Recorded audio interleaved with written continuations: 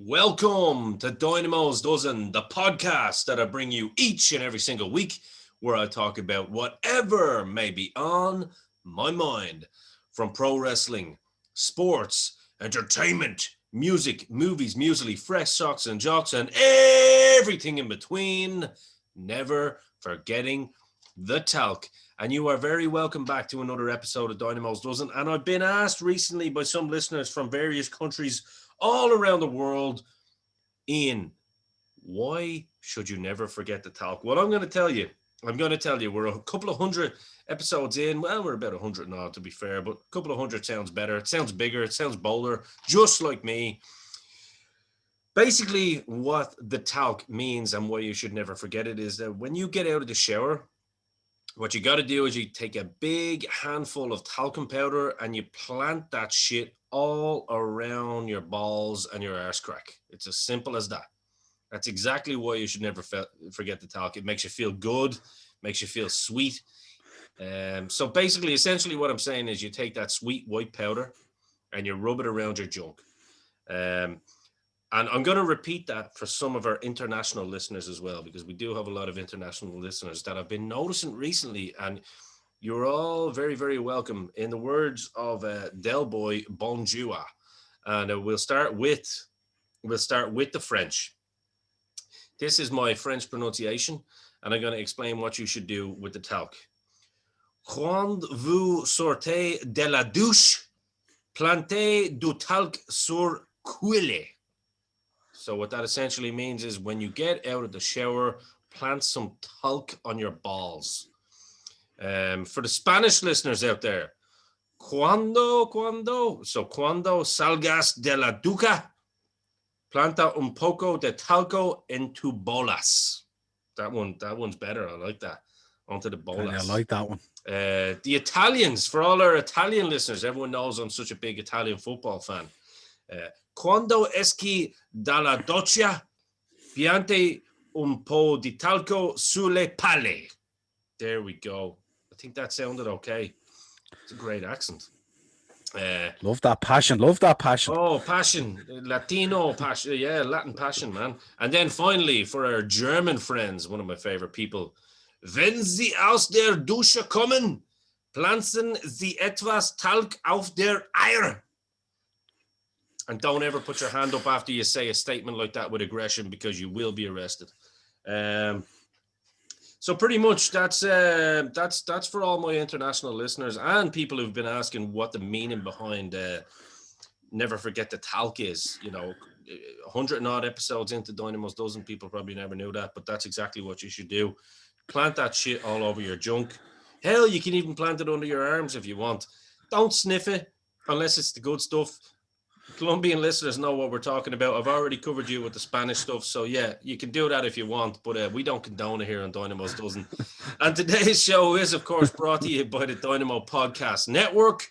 And joining me today is our wonderful sponsor, Wrestling Mania. And I'm joined by Mr. Wrestling Mania himself, the chief, the shopkeeper, Mr. Upper Tier, Mr. Wrestling Mania, Mr. Niall Hogan.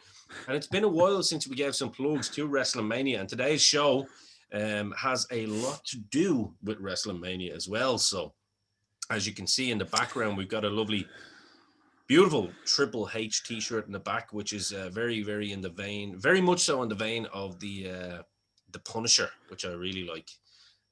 We've got our boy Bray's own, Mr. Finn Balor. Of course, we've got the Macho Man, Randy Savage. And then, Niall, why don't you introduce what the furthest shirt on the left is, on the right, depending on where people are? Well, being a Liverpool fan, the furthest shirt is the King of Scout Style, which is Zach Gibson's first shirt that I picked up a long time ago at an OTT show. Absolute legend, and we'll be talking about Zach during this podcast. I thought the podcast actually was sponsored by Rosetta Stone. I was very impressed now with that those different languages there. I'm very, very impressed. Did you like that? Yeah. Went from passion to power and all. Yeah, what an intro. Very, very impressed. Thank you, sir. We tried to. Well, look, nice. Here at the Dynamo Podcast Network, we've got a lot of Rosetta Stone. I like that. Yeah, very good. We've got a lot of new listeners, of course, now. Of course, with the Dynamo Podcast Network, both on audio, which a lot of people are listening to on audio, and some people prefer that, and that's cool. I like variation myself. Sometimes I like to listen to a podcast and hear the voice, especially when you've got a voice as sexy and deep as your host here right now. Some people like to hear that transcend through their ear holes, rather than seeing. And to be fair, all joking aside, a lot of people are still big fans of radio. I am certainly one. And then what we also do is we cross that bridge and bring the two together. And we present a visual show as well, which is on YouTube, of course. And so people would much rather see the banter that we're having on screen and see that see that Rosetta Stone intro. You can see it as well and see the reactions too. So it's cool, but we do have a lot of different international listeners, and that was a question I was getting from a lot of people was what what does the talc mean? So just thought we may as well inform them. Absolutely. What an intro, Cuando. Cuando. I just hope Manscaped, get your shit together, because if Rosetta Stone slips in there, you ain't gonna get a spot on this show. Get on it, Manscaped. I'm telling you, man, I could be reading reading Rosetta Stone storybooks for people just on the side here, so let's but no, we do have a good show today, but before we do get into that show, we do want to take care of a little bit of business too, because obviously you are one of the the main sponsor, of course, of Dynamo's Dozen and many of the Dynamo Podcast Network shows. And even though COVID is in full effect and stopping people from doing anything, including going to funerals and whatnot, the non-important stuff that governments don't want you to see, you, however, are still delivering merchandise to the masses and keeping a lot of people's mind off the dreary, mundane, monotone, boring days that a lot of people have to get through. And you're still open for business, basically. So, Niall, over to you, my friend. Yeah, we put a lot of posts up there on the page there the other day. We've a lot of stuff has gone on sale as well, and which of course is on Facebook, by the way, for anybody Wrestling Mania. On Facebook, yeah. So we've put up a lot of figures, we've put up a lot of shirts, some DVDs, face coverings, all that kind of stuff. It's all up there on the page. So if you need that, and hit us up on the page without a shadow of a doubt, because I can tell you now, from being on lockdown myself, there's nothing better than hearing that knock on the door in the morning and going down and getting that package and opening that package and seeing that beautiful Undisputed Era shirt or Finn Balor shirt there staring you in the face. And that's when you know it's going to be a good day. That's when you know it's going to be a good day. So then what you do is you get that shirt on you, pop that hoodie on you, and when you're going out for your pandemic walk, you put your earphones in and you listen to our audio on Anchor. That sets your day up. That's how you start a day. That is exactly how you start a day. You wake up in the morning, you get out of bed, you get your ass out of bed, no matter what, as hard as it is, you get your ass out of bed, you get into the shower, you dry yourself, especially around the ass crack and the balls, and you put that talc on, you get the knock at the door, boom, you got a brand new shirt, you got a brand new flip cap, as all the cool kids call them. I still wear them backwards, as you can see. I haven't went to Muslim yet, so just in case people think I've done that. No, it's a flip cap, and dude, there's so many things you can do, and it is very true. On a serious note, it is one of the things that are keeping people sane in a lot of ways. I know it has been for me. I mean, the amount of packages that I've got off you over the pandemic, with like the gaffer on it, and you open it up, and it doesn't even matter whether it's a figure or something like that. I still have some of the figures you gave me, and they're still in the gaffer brown box, waiting until I reorganize my shit, and it's going to feel like it's new again. Do you know what I mean? So it's there's so many stuff that you provide, obviously, at WrestleMania as well. I mean, Niall is the man that can get you things. I always call him Red from Shawshank Redemption. He is the man that can get you things. If it's sports orientated, if it's if it's combat sports orientated, or if it's pro wrestling orientated in particular, Niall is your man. And we do have some merch of our own here now as well, of course. Niall, why don't you give a cheap little plug there as to where people can send you a beer or send you a coffee if people wish to, Yeah, well, which is going to be here soon, of it course. yeah, if you want to support the podcast, or you just fancy one of our exclusive coffee or tea mugs for these cold days, you head over to buymeacoffee.com Mm-hmm. / the upper tier, and everything is listed there. It's so easy. It's just a press of a button and we'll hook you up. The other thing I always say to people as well is a new shirt is only ever a new shirt once. One time. After One that, it's time. no longer a new shirt. Yeah. So enjoy it. We're always very thankful for people who place orders with us and support us, especially during these times. And anything we can do to help people out, just hit us up and let us know. It's not a problem. We'll get it sorted out, whatever it is. I love it. I love it. Well, now that the business is taken care of, it's time to get on to the real business of today. And what today's show is all about is NXT Takeover Vengeance Day, which is getting rave reviews pretty much from all sides of the globe, to be honest with you. I've yet to see people say anything bad about it as a whole. So I decided that I was going to take a little old school deep dive and go and check it out for myself. This was originally going to be a solo show, but I thought, why not get the right-hand man on here and we take a look at it together. And we're going to go into it match by match and just take a little bit of a look at it and see what stood out, what didn't. We are not sponsored or employed by WWE in any way, shape, or form. So all opinions will be honest, and anyone that knows me over the years knows I will be 100% honest. So I'm not just going to be, licking the ass crack of the Fed just for likes and clicks and stuff like that. So this is going to be a very, very honest review, and we're going to jump right into it. First match up, of course, was the first ever female final of the Dusty Cup, of course, the Dusty Classic, but I call it the Dusty Cup, and it was Dakota Kai and Raquel Gonzalez against Ember Moon and Shotzi Blackheart. Now, this, I'm not going to lie, this is my first time seeing some of these women. I've obviously seen Dakota Kai and I've seen Ember Moon. It's my first time seeing Raquel Gonzalez and Shotzi Blackheart. I suppose you can start off with this, Noel, because I have detailed kind of stuff that I wrote down, just bullet points that stood out to me while I was watching the matches and stuff like that we'll touch on as we go along. But as far as a show opener with a tag team match and a Dusty Classic, I thought it was a really cool idea personally.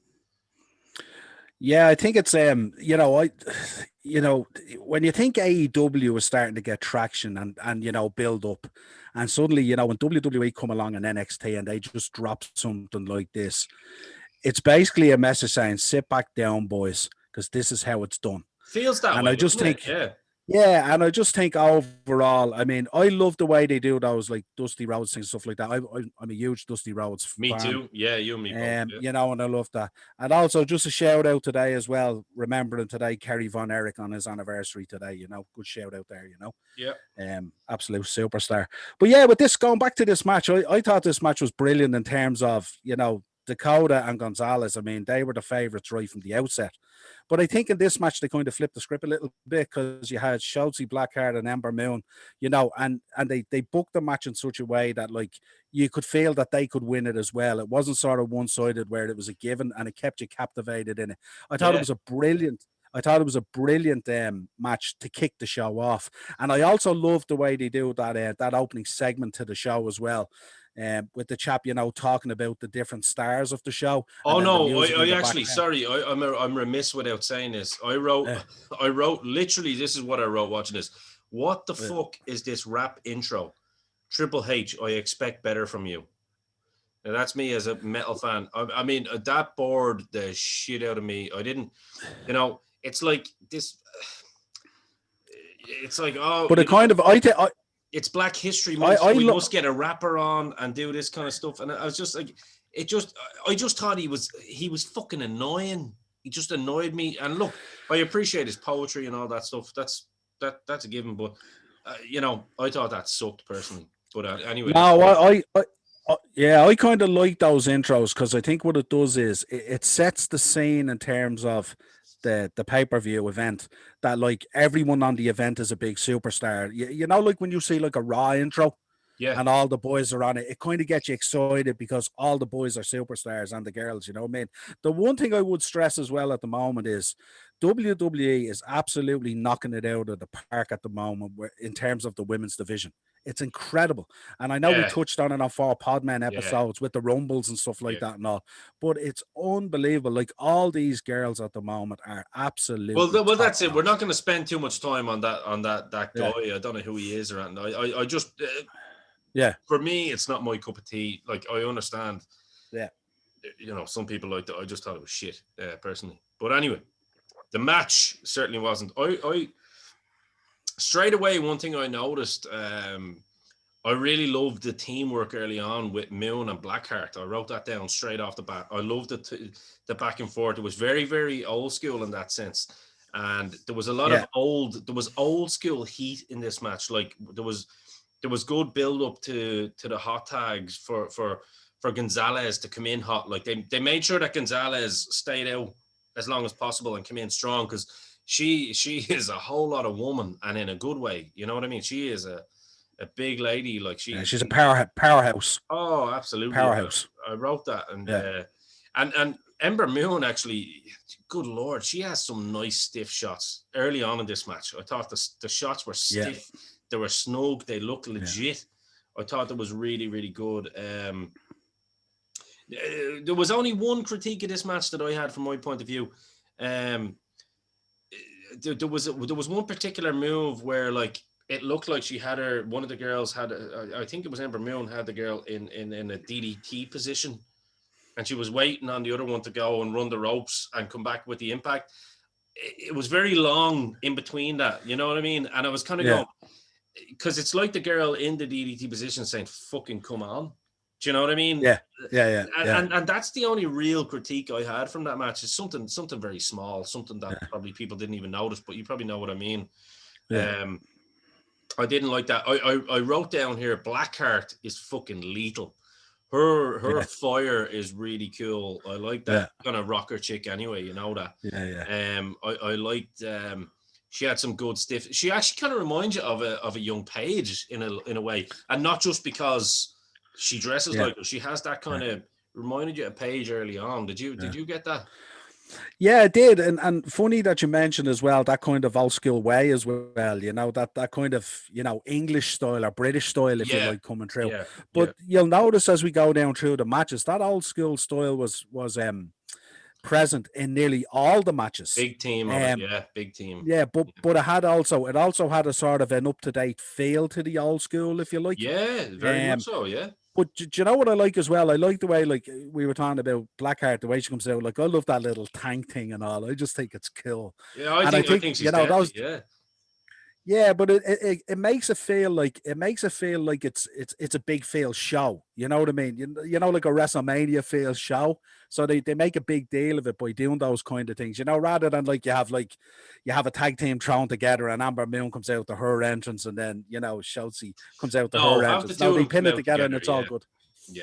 Yeah, and I just thought it made it feel like a big feel show rather than, you know, in previous takeovers, it wouldn't have that as much sort of glitz and stuff like that, if you like. So I thought that was kind of cool, you know. No, but, I really, really liked it. I thought it was a good finish to the match as well. I liked it. I thought it was a really, really inventive, creative finish as well. Obviously, Coy and Gonzalez went over, which I was a little bit disappointed because I really got into Ember Moon and Blackheart. But I have to say it was well done because, you know, Blackheart and Moon were kind of getting the heat for most of the show, and I thought the way they done it with having the crowd on the outside, not too dissimilar to the way AEW have had as well. Yeah. But it was in closer quarters, and it's in an arena rather than a football stadium. You could really hear the outside, and I like the way they had the old kind of ECW kind of chain link, you know, along the I thought that was really cool. Yeah, it was cool. But the double pin I thought was fucking very good. Kai and Gonzalez. I thought it was just to assure you were like, right, there's a no doubt now. This is it. Like, it was very good opening match, I have to say. I really was impressed. As I said, with the two ladies that I'd never seen before as well. Props to them. Next up was, of course, for the North American Championship. Before we start with the North American Championship, Niall, you can get your hands on North American Championships, no problem. If anyone's out there looking for a belt and they're thinking of a belt to buy, instead of going to all the AEW and the Indies and NJPW, do yourself a favor and try and get yourself a North American Heavyweight Championship. We talked about old school. I mean, I think that's one of the most old school looking belts that there is out there. Would you agree? In terms of being a new belt, like. Yeah, it looks like one of those. Remember those old sort of independent belts that floated around back in the day? Remember the ones they looked like it was nearly like a saucer out of your kitchen stuck on a strap. But really cool. There's a picture of someone's granny on there somewhere, like.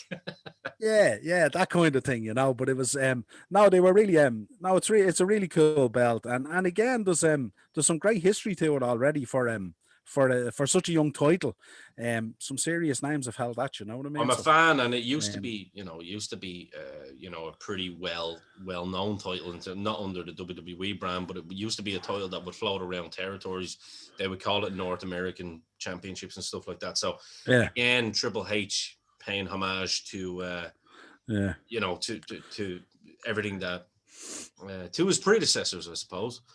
The beauty of it is that to NXT it's basically their equivalent of the Intercontinental belt. Yes, and exactly. It's really it's the gatekeeper belt for the main championship, and they follow through on it, unlike what they do on the main shows. The way they used to. Yeah, exactly. Now the video package on this was pretty cool because I was unfamiliar with Kushida. Obviously, I was aware of Johnny Gargano. Johnny watches wrestling. I'm going to keep calling him that. Shout out to you, Fergie. Johnny watches wrestling. I wrote down straight away beauty belt, but the video package I thought was, they're really pushing this Kushida guy, saying, he was voted, as one of the best, one of the greatest. So I was like, shit, this guy, I hope lives up to expectations. So they really put him over like as one of the best on the planet, which I thought, okay, this is they're really going overboard here. So they're really, WWE now have really, especially NXT, they've really got on board with trying to match, which we see later in the show, trying to match AEW with their pushing of Japanese stars and trying to kind of cover that market. I thought the start was nice. There was a nice bit of mat wrestling, to be fair. Some of it was a little bit hokey, a bit loose, I thought. I like that mat wrestling to be snug and tight personally. But no, they were trying to create a build, which I like. And you can see that that's kind of the narrative of this show, actually, that they try and do old school, the slow build, building into the high impact stuff, which is pretty cool. Some of it now in this particular match, this was actually, I found this was the weakest, one of the weaker matches on the card, purely because I thought some of it was a bit too choreographed for my liking. It was like it was too matrixy for me. Do you know what I mean? Yeah, it was Kushida a lot of the time was going for his finisher and stuff like that. And I think he sort of played that out a bit too much, to be honest. Which I don't mind. I don't mind, because at the end of the day, like, you are in a wrestling match, it's meant to be a fight. So you are going, want to kind of get the match done and dusted. You're a prize fighter. You want to go home. You want to, you want to get out to the hotel bar and you want to drink like Ric Flair. I get that. Yeah. But some of this was very, very, it was a little bit too choreographed, and both wrestlers knew what was coming. I don't use the language barrier thing as an excuse, because look, Dynamo Kid and Tiger Mask done this shit every day. Wrestling is its own language. But this is not a knock. I'm just saying, I thought a lot of it was too choreographed. I was about to get into a bit of a frown at one point when I saw the armbar on the outside of the ring, because I was like, what difference does that, like, what's the difference with the impact of an armbar outside of the ring versus inside of the ring? I was like, and this is sometimes some of the Japanese logic, the modern day Japanese logic. I was like, this doesn't make this guy a good fucking wrestler because he's doing it on the outside. But Yeah. but then it was followed by that chicken wing suplex, which I thought, boom, okay, this makes sense to me now. Because he's obviously weakened up the arm and now he's had to do the chicken wing suplex, which looked fucking phenomenal, by the way. And I thought, right, that actually makes sense now because he's done it on the hard ground. He's weakened the arm of Gargano. So now we can get him back into the ring and start softening him up, you know. And I thought, okay, I'm with that. I like that. You know what I mean? Yeah. He got back in to break the count, which I thought was cool. They get a slow pace again, which I liked. They were trying to keep it slow pace, even though you could tell that Kushida is just dying to just run around and flip and go mental. And there was some. This is Go ahead. This is actually a knack that Gargano has brought into his repertoire now. It used to be like a million miles an hour, very similar to what we spoke about before with Kenny Omega. Yeah. Now he brings in those sections where you get a lot of fast paced stuff, and then they slow it back down again to build into which I like. Because if you watch any of his old stuff with Tommaso Ciampa, it's outstanding now, you know. Oh yeah, absolutely. Like it's good stuff, but like a lot of it, you know, it's kind of like he's maturing as a performer down there, which is great. Like and the two of them, like they have good chemistry there. Like one thing I pointed out, that bit where Gargano fucks him into the second turnbuckle. Did you see that bit where he just gets flown and the camera just happened to be there? Like there was no choice for him but to go head first into that. I kind of was oh shit, is there a bit of whiplash there? But it was okay. It is a pretty nice match. They go to the outside and all that, and Gargano, you know, was selling the arm during the match. Gargano picks up the win, obviously, to retain the championship. I actually thought they might put it on Kushida because of how much they were pushing him in the video package. But Gargano done something then that I found to be a no-no at the very end and just basically ruined everything for me. So his arm miraculously, and I put this in capitals so I can stress this across to people listening, both visually and audio. His arm miraculously recovers while he celebrates. You notice that? He's standing there like that, and then all of a sudden, 2 seconds later, the arm is up, and he's shouting into the camera. And I'm like, dude, this lad has just crucified your arm. All you should really be concerned about is going back and getting some ice on that. But he had to play to the camera, and he's Johnny wrestling, and Johnny Gargano, and my wife saw. And I just went, all right, Johnny, you fucking lost me there. But as far as the match went, it was great. But I was just like, no, fuck you, Johnny, you lost me. Yeah, I'm not rooting for you anymore. You're merciless, aren't you? Like you just it's the little things, man. Like it's a very stupid move, like, you know what I mean? Just keep holding the arm down by your side, you know. Watch Christy Brown. Daniel Day-Lewis can do it, so can you, Johnny. It was just I just thought it was silly because it's like, oh, look at me, I gotta get my beautiful face into the camera and look at my arm now. It's suddenly not hurting. All that great work that Kushida put into just breaking this lad's arm, and now he's grand. So, Anyway, so we get on to the next match, which was obviously the male Dusty Cup final. And, of course, we had many people. I was told, and you know, in a little group chat that we have, I was told that I was going to be very impressed with the grizzled young veterans who were going up against MSK. And I'm aware of the grizzled young veterans anyway, in terms of both of them individually, and I've seen them, you know, in different quarters as well. Which, you know, you can introduce this because, of course, you have the T-shirt in the back there too. To English boys, Liverpool, right?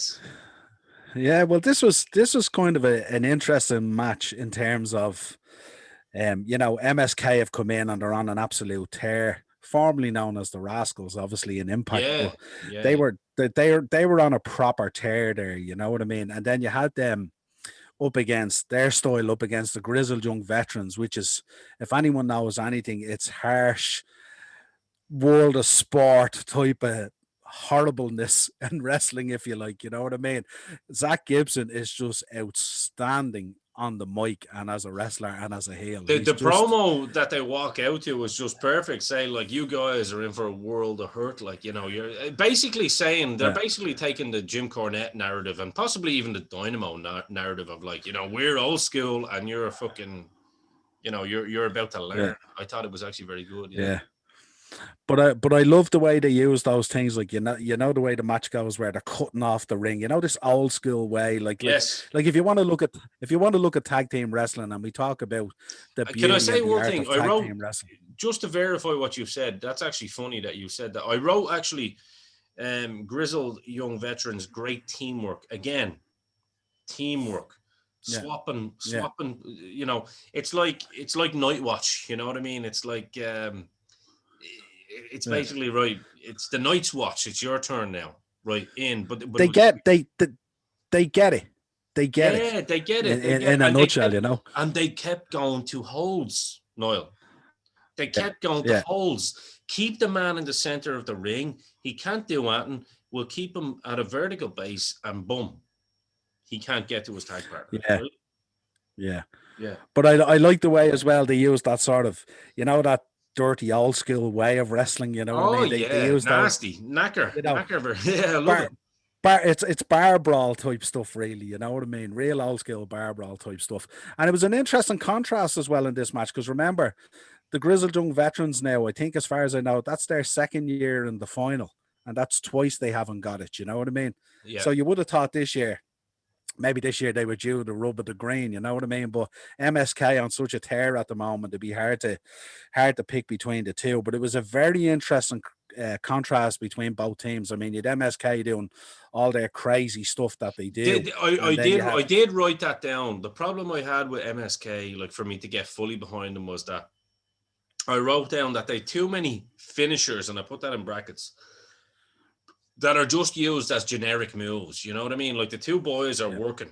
And I understand they're working so that the young Flash tag team come back with some nice stuff, but there's too many finishers. Like I saw one lad jump on the top rope into a cutter, you know, into a diamond cutter. And you're going, I mean, this is a finisher just in a standing position. And they're basically just shitting on the cutter as a finisher by saying, well, you know what? I can jump up in the air like a fucking jumping fucking whatever you want to call, like a cat, and I can get you into a cutter from here and it's still not going to beat you. So it's kind of like, but then again, I suppose you're looking at these guys, you could say that they're middleweights, and obviously the impact isn't going to be as big as someone like a Randy Orton giving you a cutter because he's 260 pounds. But at the end of the day, you're landing on a man's shoulder. It doesn't really fucking matter. Like, you know, your chin is going onto shoulder. And in fact, I would dare say that I'd rather take, if it was a legitimate diamond cutter, I'd rather take it from Diamond Dallas Page or Randy Orton than take it from that crazy black lad that's just jumped up 20 feet in the air and then give me a cutter. That's going to be more impactful. So, again, too many of those finishers used as generic moves is what I wrote. And I know you're in agreement with me here. Like we see too many DDTs used as just moves in between, you know, to get to the next stage of the match, which I don't like. And I mean, this MSK group, don't get me wrong, they did impress me. They fire up nicely. Do you know what I mean? They do. They bring fire, and they're exciting to watch. I just think little things like that kind of it probably do bother me as a fan. I don't like people just using moves just because you put a bit of a jump on it. You know, it's just little things like that. I thought there was too much of that, personally. Yeah, I think it's just, I suppose what happens. Yeah, but I suppose when you look at it, like, I mean, the two boys are coming in and it's a brawling type style. I mean, like, if you look at Zach Gibson is every bit Stone Cold Steve Austin in the way he kind of works with that brawling, loose type of style. Oh, you know very, I mean? It is, yeah, very much so. Yeah. And then the boys again, obviously using a number of finishing moves quite loosely within a match, brings a certain kind of style to it. But it's just, that's what I meant when I was talking about contrasting styles. You know what I mean? Like I looked at this match and I was thinking, how is this match going to mesh together? But I thought it really meshed together well in terms of, the frustration coming out on the behalf of the grizzled young veterans. That kind of frustration and trying to deal with the boys is really what cost them the match. And that was And the they sold story it of the well match. too. Yeah, they did. Yeah, Yeah. yeah. But But it was a good, no, it was a good, absolutely. I mean, it was a good build up to the finish, though. I definitely thought it was a great build up to the finish, and I wasn't like unhappy that MSK won it around. I thought it was cool. It was a nice match, to be honest with you. I did like it. The next match, now the women's match, this is probably the weakest match on the card. I'm not going to lie, should I say? I'm not going to say anything derogatory about it, because I thought Toni Storm was pretty good. I thought Mercedes Martinez was pretty good. But then I'm literally, getting a video package in front of me. And again, it's my first experience with this girl, Io Shirai, on NXT. And I'm going, right, so this girl's obviously up there. You know what I mean? This is the Okada of the female division. Now, the girls were working hard. Now, look, I will say one thing, just to preface this. I know from experience, a triple threat match, a triple three-way dance, whatever you want to call it, is one of the most difficult matches to put together. Do you know what I mean? It's usually a clusterfuck, and it ends up with two girls in the ring working while someone's selling on the outside, and then they have to come in and remember a different spot and whatnot. So I get that. The girls did work hard. They really, really are hard. I wrote down here, and, I can't wait for the abuse to come at me, but bring it if you want. I wrote Shirai was just another high spot monkey, is what I wrote. Because it was all about what she could jump off and how she could do flips and make it look aesthetically good. Oh, she done a 619. Oh, she jumped off. She does what Jeff Hardy does. She does what Tiger Mask does. She does, just generic stuff. I actually found that I was more interested in what Toni Storm and Mercedes Martinez were doing. I thought they looked pretty good. What about you? Yeah, when I looked at the match, normally when I look at these triple threat matches, normally what I find is that the champion tends to be the focal point in the match, and that's the person that works both the other people in terms of both of those people should be chasing the champion to win the belt. Yes. And that the champion tends to be the focal point. But I found in this match that Martinez was the one who controlled the match from both sides. Yeah. Which I thought was a little bit strange. Obviously, they want to pump her up there as well, because obviously the two girls are chasing Shirai for the belt. You know what I mean? Yeah, of course. I thought the resilience of Toni Storm in the match, I thought boded well for her, and I thought she came out of the match looking, I think her stock rose in the match. Yeah, I definitely think so. I would agree with you in terms of Shirai. Actually not dissimilar to the tag match we just spoke about, where you had a lot of high flying coming back in to kind of, sell that kind of side of it. And then you Toni Storm doing her thing, which is, again, a kind of a Britishy style type of thing. You know what I mean? So it was, again, the whole thing through this whole card is a contrast of styles. And what you're into, yeah, I suppose. And what you're into, yeah. Yeah, but I kind of I was very impressed with Martinez as well in terms of her being the focal point of the match, and she was kind of controlling the match back and forward, which was very impressive. And she obviously has more experience as well as Beth Phoenix was kind of. By the way, I just want to give a shout out to the commentary on this show. Like, it's best commentary team in wrestling without a shadow of a doubt. Yeah. Just personally, I thought the way they tell the stories, Beth Phoenix is fucking stellar, isn't she? At her job. Yeah, she's really after shining into that role, really. You know what I mean? And Wade Barrett, I mean, incredible. He's phenomenal. I mean, Wade Barrett's a great talent anyway. And he done a great job coming in, filling in for Jim Cornette when he had to, because who was going to fill Jim Cornette's shoes? Funny enough, Wade Barrett was able to do it. So And the thing about it, when we talk about the contrast of styles down through the card, we had the contrast of style in the commentary position as well, which was fantastic. Yes. Because you had Beth Phoenix there, and you had Wade Barrett giving that harsh British kind of, like Nigel McGuinness type thing, you know, and it came across really well, you know. I love Beth Phoenix's commentary on the matches because she really gets you. Her commentary makes you invest in the women's matches and stuff like that, you know. Definitely. And again, it's like I said before, she presents them as bona fide superstars, and they are bona fide superstars. I'd agree. So that was really my take on the match, really. Again, it's a match that kind of, at the end of it, I just felt, the three girls were there and it looked like it was still unfinished business. And I wouldn't be surprised if they went again, maybe with a different result coming into WrestleMania weekend or something like that. Yeah, I wrote after that, Storm and Martinez worked really hard. I wrote that. Didn't like the match, is what I wrote. And that was purely because I think, and this isn't a knock on Shirai. I didn't like her working the match versus the other two girls. You know what I mean?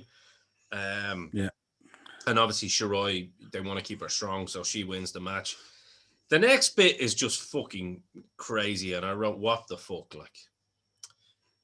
Eli Drake, someone that's one of all of our favorites, one of the most standout personalities that's been on NWA Power and whatnot. He comes in as fucking LA Knight. I just literally wrote, what the fuck?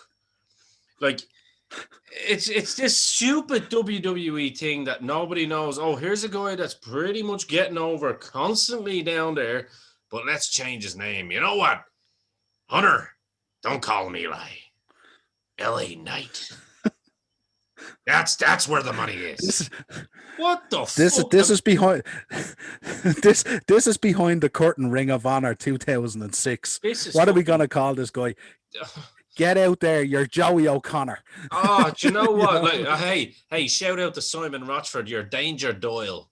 Do you remember? Yeah, yours truly, Ian the Dynamo Kelly was told by a promoter in Ireland that his new name was going to be Danger Doyle. And I said, fuck that shit. So, yeah. Where's my gear bag? Yeah, I just got a t-shirt and had Dynamo on the back. Yeah, you're not calling me that. So, like, LA Knight, and he's going, LA Knight. And you could tell, like, he's got the Eli Drake promo down. I mean, this guy is like the second coming of The Rock.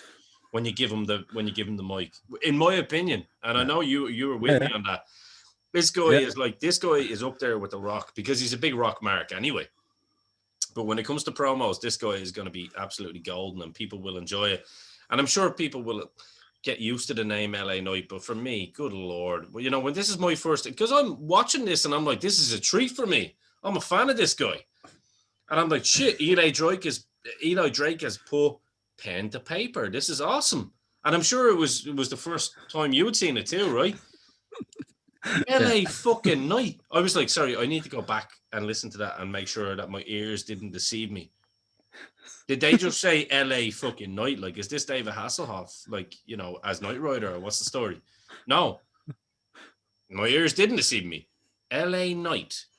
And I all I will say for Triple H, I hope Triple H didn't do that as an homage to his father-in-law, and that it was actually Vince that we can blame on this. Because if we can't blame Vince on this, Hunter, you've lost the plot, because you had the rap lad at the start of the show, and now you've got Eli Drake as LA Knight.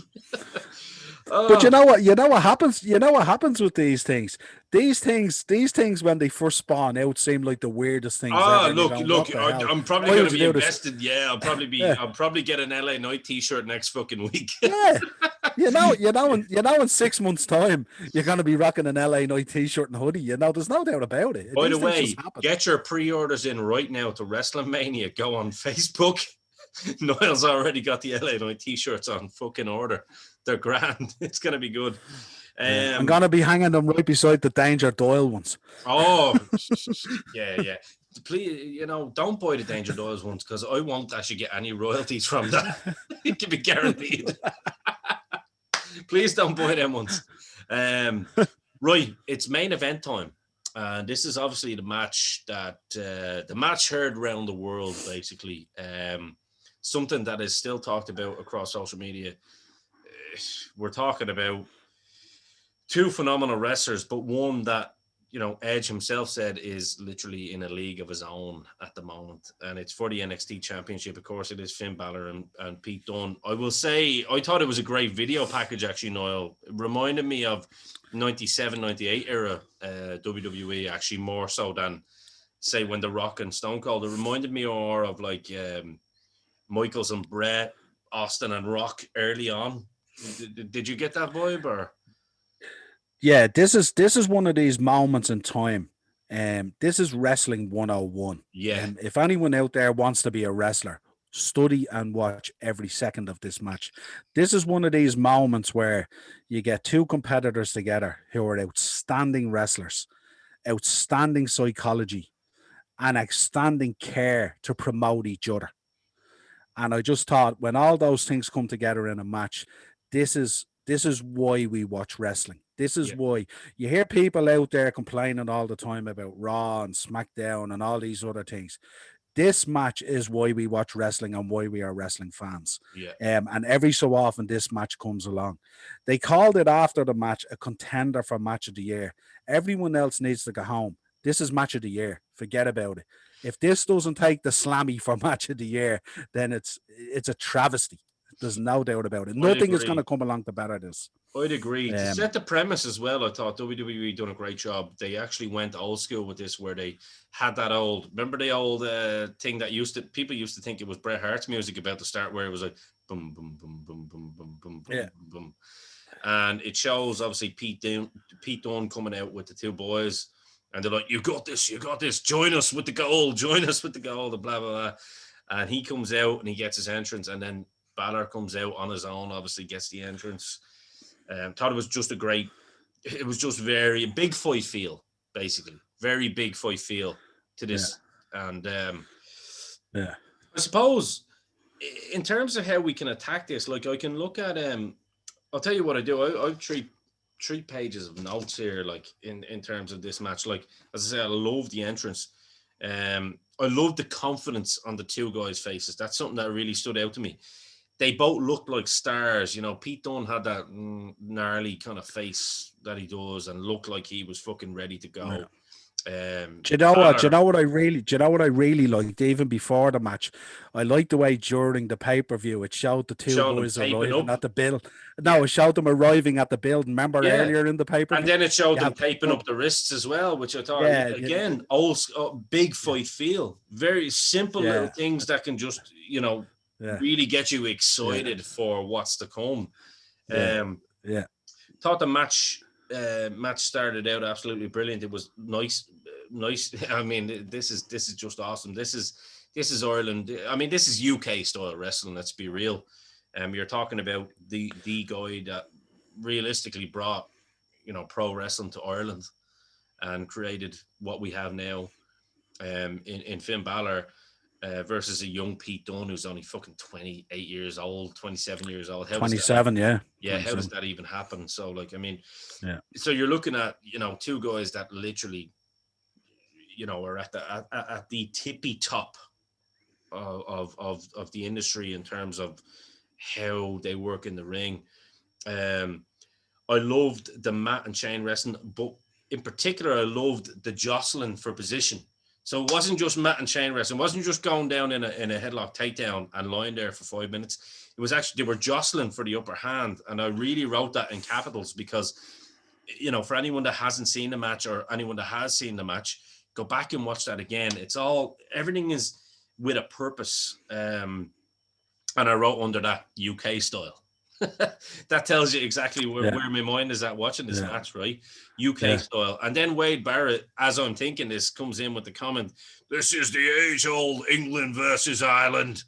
And I thought that, you know what? Brilliant. Fair play to Wade Barrett. Brilliant. And, he doesn't take, he doesn't pledge allegiance to the UK and kind of diss Ireland in this. No, he's kind of saying, like, this is an age-old battle between England versus Ireland. Some of the biggest, you could, yeah, you could imagine after the match backstage, Wade Barrett and William Regal together with the two boys smiling, going, "Boys, you knocked it out of the park. We're so happy." Like, you know what I mean? Absolutely. I mean, this is just the commentary on this one is just fucking phenomenal from all three.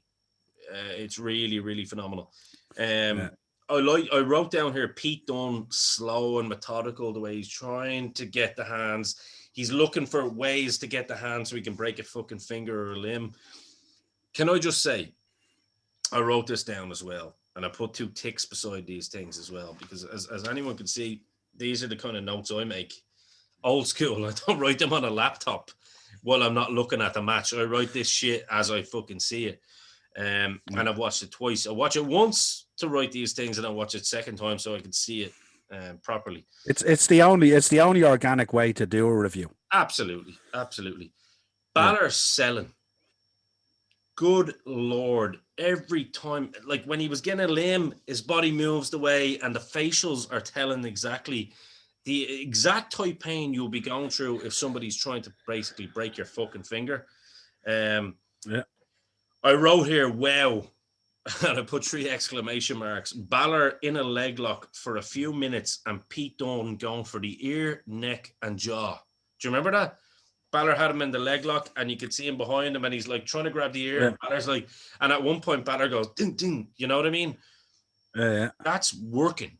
That's what working is. Do you know, this isn't Kenny Omega going like, da-da-da-da, finger pointing. Oh, jazz hands. Let's fucking run around the road. You know, like, fuck off. No, this is if a guy outside of wrestling had you in a leg lock for, and you were trying to survive. You would be trying to grab him by his ears and his chin and his face and anything you could get at. This is old school British brawling at its finest. This meshed together with an art. You know what I mean? This gets me excited. And one thing in particular as well, that slow build builds up to the physical strikes then. Then, you know, when they're done with all that kind of British stuff, that's when the strikes come in. You know, whether it be chops, and the chops were always stiff. When Finn Balor's in town, there's always stiff chops, and then the other lad always comes back with a few stiff ones because he's probably getting frustrated. Yeah. I've been on the receiving end of those chops, so I know exactly how they feel. They don't feel nice.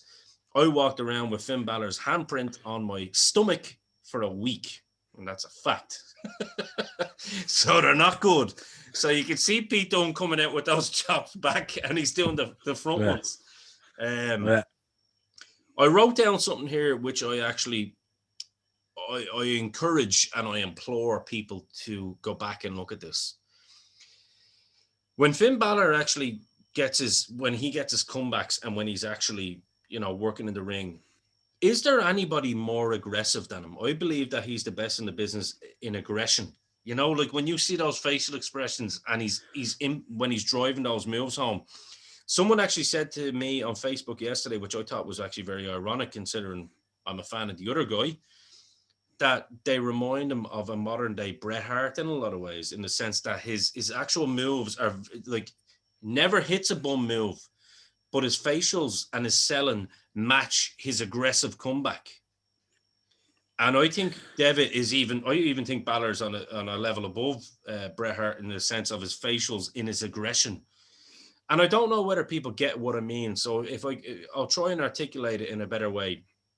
Go back and watch it. When you watch Finn Balor get his comeback, or when he's getting the upper hand on someone, it's not just moves for the sake of it. He's got this face that like he really wants to hurt this guy.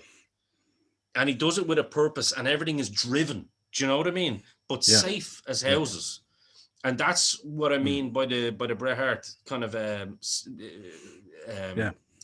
Does that make sense to you? Yeah, you're coming. You know, not dissimilar to a Dynamite Kid, or not dissimilar either to a Chris Benoit in terms of that aggression. Yes. That's brought into the ring. You know, like you remember when Benoit used to work. You know, even when he was throwing a headlock on you, you still thought he was going to rip your head off, even with a headlock. You know what I mean? And he sunk it in there, and it was like every ounce of his body was behind that headlock. You know what I mean? The way I sort of discussed it was, I thought that both performers, in terms of targeting body parts and the way they worked, there was a logic to the narrative around the whole match. Yes. And that's the way I sort of summed it up, really. You know what I mean? But he is certainly. I think didn't Jim Cornette say a while back, he's like Dynamite Kid without the bullshit. Now that's his opinion. I don't. Yeah. That's exactly what it's like, isn't it? Yeah. Yeah, it's that real, like, you remember when Benoit had that real aggression in the ring, you know, where like he looked like he was in there to really, you know, put you to bed, like, you know, even with any of the simpler moves, you know, there was like a total aggression running through him.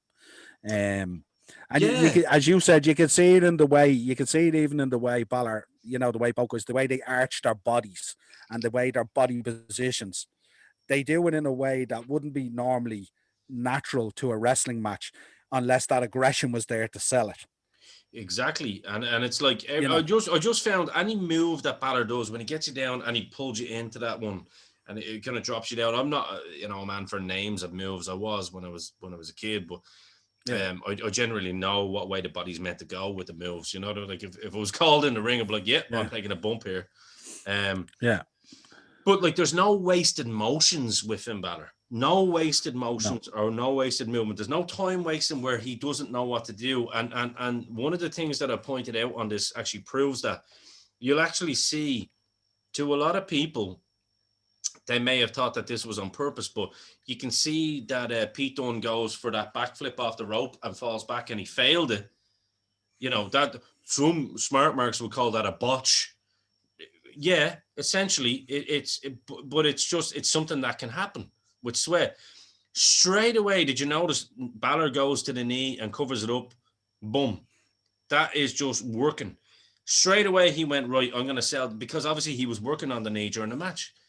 So, boom, he goes to the knee. Pete Dunne has his wherewithal to go, thank you fucking for that. And he goes back to selling the knee. Both men were selling really well, I thought, actually. Balor in particular, as we said, his selling ability in the ring, you know, bell to bell is just ridiculous. But I wrote down here, Balor's fire is second to none. His fire up when his comeback, it's like you said, it's very Benoit, it's very Dynamite Kid, it's very even Kurt Angle to an extent when he used to take the straps off. But yeah, he doesn't need to have that kind of camera moment where he does, you know, his neck's bulging out. It's just, it's all done within. Again, it goes back to the no wasted motions. Do you know what I mean? It's done yeah, in a very realistic way, I think, as if he was in a fight on the yeah, street, like, you know what I mean? yeah, Um, yeah. I I, mean, I both guys portray in the match. They portray it kind of like, even, you know, a third way through the match or halfway through the match, they both look proper beat up. You yes, know, that kind of way. yeah, And yeah, yeah, I think yeah. that's very evident there, which I really like, you know. But there's not a single, when these two boys are in the ring, I mean, when you look at that match the other night, there's not a single moment wasted. And I No, noticed as well, even when they have each other in certain holes and they're escaping from those holes, a lot of guys would do those, you know, those leap ups yeah. and that stare down type of stuff. These boys take their time getting out of the holes. They don't, you know, when you put like a head scissors on someone, they don't come out of it straight away. They let it sit in there and let it settle with the It fans. goes back to that one that we were talking about earlier. It was nearly Yeah, about, I counted about nearly 3 minutes, and Pete Dunne is literally trying to yeah, grab an ear, he's yeah, trying to grab a neck, he's trying to grab, yeah, he was literally just short of like trying to scrape his back, you know what I mean? yeah, yeah. Yeah, I that's a just good I point. just think when Good point. yeah, but when you get two wrestlers, as I said earlier, in the ring, they're at the top of their game, both in terms of their wrestling prowess and also their psychology, and also that burning desire to promote each other so bad. You know what I mean? You just get, this is what you get. You get the beauty of the art of the business, really. You know what I mean? And it's That's it. just I'd love to like show this. I'd love to nothing. show this to like a newbie. Do you know what I mean? And say this is Yeah, why. I mean, I wrote down here. Like I wrote down, Pete Dunne's timing on his technique is amazing. Because remember when Balor comes off the top rope, he catches him. His yeah, timing is absolutely phenomenal. Um, yeah, I wrote. Oh yeah, I had to write this down. Balor's when he got him in the abdominal stretch, and then yeah, he dropped down in the yeah, abdominal stretch. That's the first time I've ever seen that. yeah, Probably the first time you've ever seen it too. I've never yeah, yeah, seen things like that. You know, yeah, I listen to veterans and they talk about, you know, things that they've never seen before. You know, that's what they're looking for in matches. I never thought of that. Like an abdominal stretch, he has it on him because that was his way of getting out of that situation. And then he brings it back to the mat. Again, mm, it's like in football terms, you know, when there's too much sky ball going on, take it down on the chest, bring it back. Everything is yeah, calm. And yeah, that's yeah, exactly, I wrote that down. I thought that was brilliant. I thought the finish was fucking just phenomenal. Um, yeah, and the thing about it was, it wasn't one of those kind of there wasn't none of this kind of New Japan stuff where like the Dave Meltzer kind of flip out kind of stuff where there's a million false finishes or anything like that. No, Balor gets the upper hand, finishes it, gets the coup de grace, and then boom, 1916, it's game over. And I think it really establishes Balor's position. So he finishes strong. He's ready for that main level again. I mean, if Vince isn't looking at that saying, this guy's a star, you know, and not just an intercontinental star. This is a universal world champion star. And I think Beth Phoenix and Edge are definitely probably looking at that and going, yeah, get this guy up here. And then it really establishes Pete as well. It really does. You know what I mean? Yeah, I mean both are stock rose in this match phenomenally. But you know what I really loved, even on the comeback where he was trying to finish the match, he was selling the fingers nearly being broke with the way he was cupping the hands. Yes, and he kept that all the way even. And if you notice about it, even when he came up off the pin, he was in the camera like this with the hands clenched as if the fingers were broke. Again, and the hands were in absolute agony. Note to Johnny Gargano. That's why Finn Balor's here and you're there. You know what I mean? It's just little things like that matter though, Niall. Do you know what I mean? Even when he was holding the belt at the end of the match, you see the way he had it strapped on and the hand. I thought the psychology in this match was second to none. This is definitely, I've said this a couple of times throughout this podcast, and I'm glad to say this is the best wrestling match I've seen in the last few years, without a shadow of a doubt. I don't know whether you agree or not, but it's definitely up there. But NXT, it's the best pro wrestling match I've seen. Yeah, without a shadow of a doubt.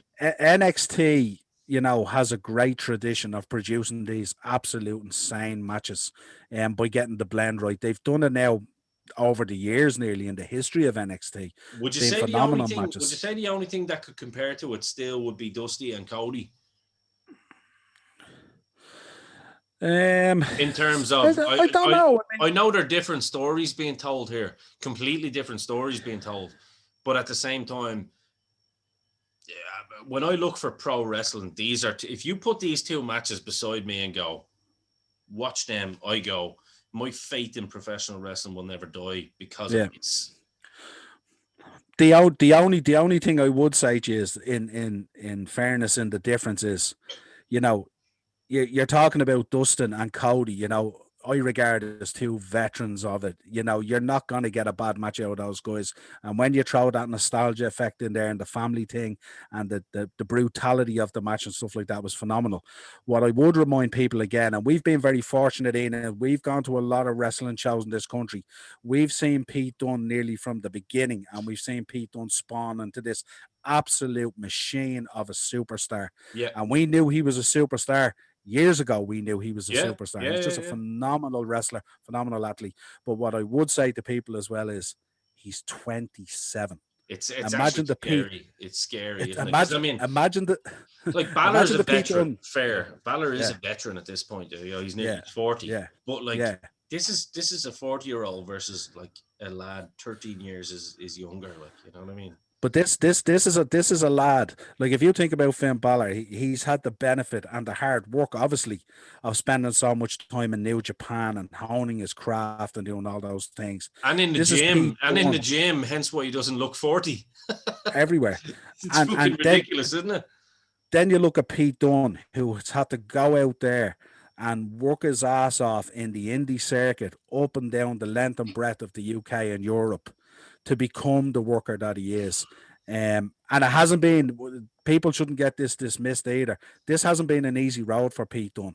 He's had a tough road to this. Well, he's worked his socks off. Not been an easy road for either boy, because I mean, you look at someone like Balor, who was stuck on the UK circuit at a time when the UK circuit was pretty much dead. In terms of, not dead in terms of the talent. Listen, there's always been talent over there, but going between Germany and, you know, going between Europe and the UK in particular, basing himself there, and then literally having to go over to the United States and give up absolutely everything.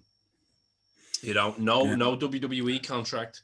Don't forget that Balor didn't get that rub of the cream where he got a UK contract or an NXT UK contract. He had to go over and get an invite to the LA New Japan Dojo.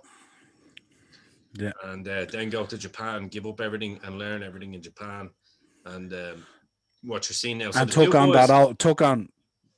on that old school apprenticeship. Absolutely. work his way up in New Japan. Absolutely. You know what I mean? And then went to But, NXT and took on that apprenticeship once again after being a fucking star in New Japan, and basically went to NXT and was filmed sweeping the floors after NXT events. So again, like, these two boys come from the same kind of stock. The psychology in this match, I thought, was second to none. If you were going to tell me my favorite two matches of the last 3-4 years, I would be definitely saying Dustin, Cody, and then this match. I think, and pretty much you could probably take a pick of Balor's last 5-6 matches. To be fair, he is the hottest. He's on the hottest streak of any pro wrestler on the planet right now, match for match. And I thought the end of the show with the Undisputed Era coming out to help. And then Adam Cole super kicking, that turn I thought was absolutely awesome. And I wrote in big brackets, just so the fans know that I care as well and that I listen to the fans as well. I wrote, Vince, are you watching? Because the old man has to be watching that and going, shit. I mean, it has to, like, they can't keep Balor down there forever, right? Because he can't just keep holding that candle forever. These young guys up and coming are basically ready for that NXT title. And Balor is not ready to be demoted below that where he's chasing the title. So Balor's next step isn't mid-card WWE again. It's got to be at the tippy top, right? When you think about it, what a treat it must be for that pool of talent down there to be around that guy every day. Yeah, I'd say so. You know what I mean? It must be phenomenal. You know what I mean? But the one thing, the one thing when you look at this, it's an advertisement to say that if you go up onto the main roster and things don't necessarily go your way or work out, be humble and go back. There's nothing wrong with going down to rediscover your roots again, to build yourself back up again. A lot of those guys, when that happens, they blow off the indie federations or they get out of the business and they go, this is it. That's this guy, he's just a phenomenal wrestler, a phenomenal human being. Yeah. And, and we can say that personally as well. Like, what you see is what you get. Like, yeah. I mean, if there was ever a match that showed how much a guy at the top of his game cared about his opponent so much, this is it. I mean, if wrestling gyms were open at the moment worldwide, this match would have been played in every wrestling training gym on Monday at wrestling class. And people would have been told, this is the art of wrestling. And what I would say is that all those gym owners, that you pretty much know what you're doing anyway, and you don't need me to tell you, but put that match on ice and take a rain check and make sure that you do show students that are coming in new and old that match, because I'd agree with you, Niall. You're 100% spot on what you said there. It's a measure of the man. This is like, Finn Balor and the man behind the mask, Fergal Devitt. Like, this isn't like just a normal human being. He's a different animal. We're lucky enough to, know him very well. I'm lucky enough to call him trainer. You're lucky enough to call him friend, like myself. And it's, we know both boys very well. Yeah, exactly. Pete's a great guy too, and that's the thing. And Pete is going to grow up into being that kind of guy that Fergal is as well. Just when you see the, like you mentioned, Fergal didn't go and took his tail between his legs and go, oh, I'm going to go and complain about it on Twitter or on social media, or I'm going to do a shoot interview. And, he could have went down and probably doubled, tripled his money down south of Florida where he is. It's not exactly a million miles away from him, He lives in Florida, happily married man now. Could have went down to, what are they called? The Panthers? No, not the Panthers. Jaguars. Jaguars. Could have went down to Jacksonville and, got that big money down there. And basically, that would have been the easy road. No disrespect to people that have gone there. I'm just saying that would have been the easy road after getting demoted because you were the first ever undisputed champion. you weren't given the fair shake when you come back because you had this unfair label of being injury prone. But no, what does he do? He goes back to NXT, reinvents himself, and good Lord, like you said, Niall, different mindset. Different mindset. Well, if anyone knows that man, they would know that his number one key trait is loyalty. Yep. Loyalty just oozes out of that man, That's a fact. That's a fact. out of every part of his body. Yep. And if that man can do anything for you, he will do it for you. There's no doubt about it. Yep.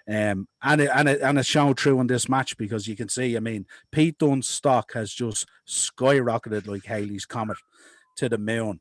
Yep. And it must be, it must be great, like, because you can imagine, like, Balor at a Raw or SmackDown knocking at Triple H's office and going, H, come here for a minute. This around here at the moment is not for me. I need to go back down there and I need to reestablish myself before I come back up here again and take my Universal belt back and make that situation right again. And we spoke about it on a Podman show as well, that things always go full circle eventually. But boy, is this, this is as I said, it's exciting to be a part of it in the here and now, isn't it? Yeah.